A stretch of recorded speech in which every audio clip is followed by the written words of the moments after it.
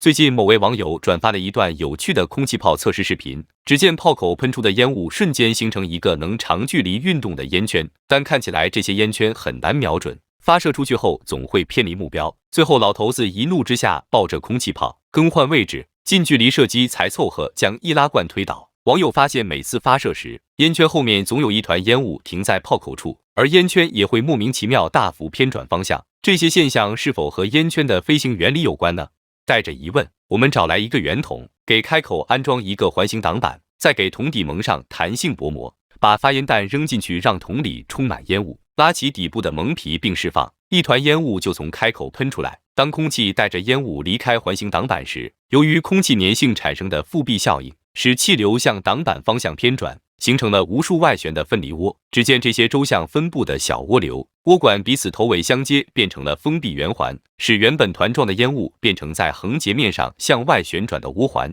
这样炮口气流的前进动能就由于生成无数小涡流而转化为涡环的转动动能。同时，由于旋转的涡环又带动周围的空气同向运动，于是其外圈推动较多的空气向后移动，而内圈则将较少的空气向前吸引。因此，内外圈空气运动的反作用力使涡环受到了向前运动的合力，同时内圈向前吸气的动作又把后面的烟雾吸出，使之相互冲撞减速，变成湍流停在炮口处。所以涡环的长距离飞行很像惯性飞轮驱动的玩具车，涡环的初始形成过程就像外力推动玩具车带动飞轮旋转储能，而涡环的飞行过程就像飞轮持续释放转动动能驱动小车前进。因此，涡环是靠自身的转动动能来持续制造推进气流。如果发射时涡环中间吸入的烟雾聚集在某一段，则这段涡管的表面积就会增大，导致迎风阻力以及外圈的表面气流所产生的吸力增强，推动涡环不断倾斜并侧移，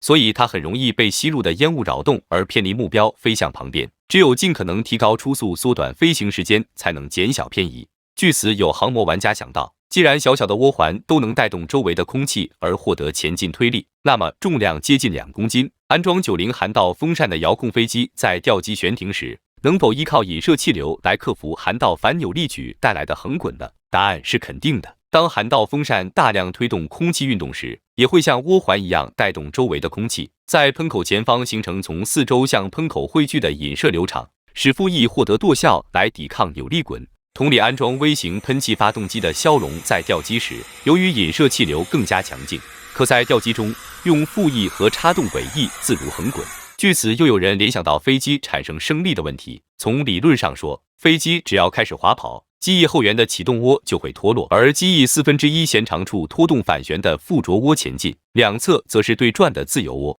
这样不管飞机跑到哪里，这些涡流始终都连接为一个涡管封闭的涡环。如果画一条将机翼和启动涡都包起来的封闭周线，则周线上的速度环量为0，说明飞机所处的流场是无旋的，但其实是里面有2个相反的旋涡互相抵消了速度环量，所以在环绕机翼的封闭周线上，速度环量并不为0，这被称为绕翼环量，其量纲是长度平方除时间。正是绕翼环量推动机翼的上表面气流加速后退，产生了向上的吸力。因此，升力环量定理指出，机翼升力等于空气密度乘流速乘环量值。根据此定理，又有人设想，如将飞机的发动机尾喷口做成矩形，以完美融合机身造型，并可上下偏转，那就能在喷口下偏时尽可能多的引射流过机身的空气，使之向喷流方向汇聚，从而人为使引射流场出现旋度，导致绕翼环量被强行增大，使升力显著提高，这被称为超环量效应。迄今为止，采用2元矩形矢量喷口的 F-22 飞机，依然是通过显著的超环量效应获得高机动性的设计典范。由此可见，无论是简易的空气炮还是复杂的战斗机，都是通过诱导周围的空气运动而获得驱动力或增大升力。正所谓大道相通，万物一理，只要能像这位老专家一样做到融会贯通，以后遇到难题就能从容的举一反三。50年别的病都不治，只因呼卡生一绝，是这样吗？从我曾祖父开始，一直到我这5代人，专门治疗腰突病。听说您从医40年，别的病不治，专治眼病，是这样吗？从我曾祖父开始，一直到我这4代人，专治眼病。听说您从医50年，专治心脑病，是这样吗？从我曾祖父开始，一直到我这4代人，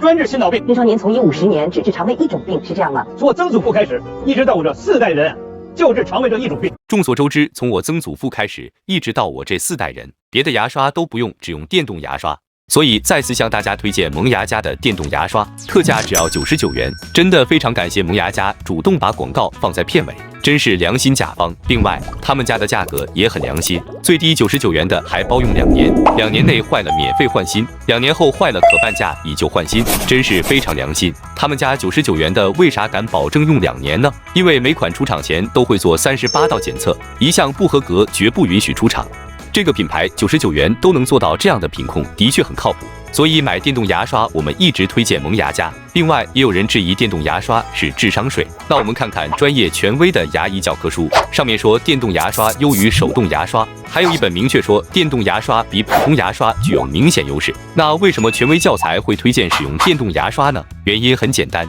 因为蛀牙的元凶是牙菌斑，它很黏，会粘在大牙的窝沟，一边啃食食物残渣，一边产酸，很容易把牙齿腐蚀掉，形成蛀洞。这黏糊糊的东西粘在凹凸不平的牙齿窝沟上，手动牙刷很难清理。所以权威书籍一致推荐电动牙刷。如果不想长蛀牙，再花几千上万去看牙医，就要相信书上的建议，开始使用电动牙刷。如果只想买个入门款的，那就可以选他家99元特价款；想要清洁能力更强的，建议选他家100多元的星一款。萌芽家款式很多，大家可按个人情况选择，任何一款都是包用2年以上。同时，萌芽家还有彻底清洁承诺。如果大家买回去觉得力度不足、刷不干净、清洁效果不佳，31天内无理由包退货。所以还在犹豫的同学无需顾虑，先整它一个体验下再说。专属优惠券已在评论区置顶，赶紧买支试试吧。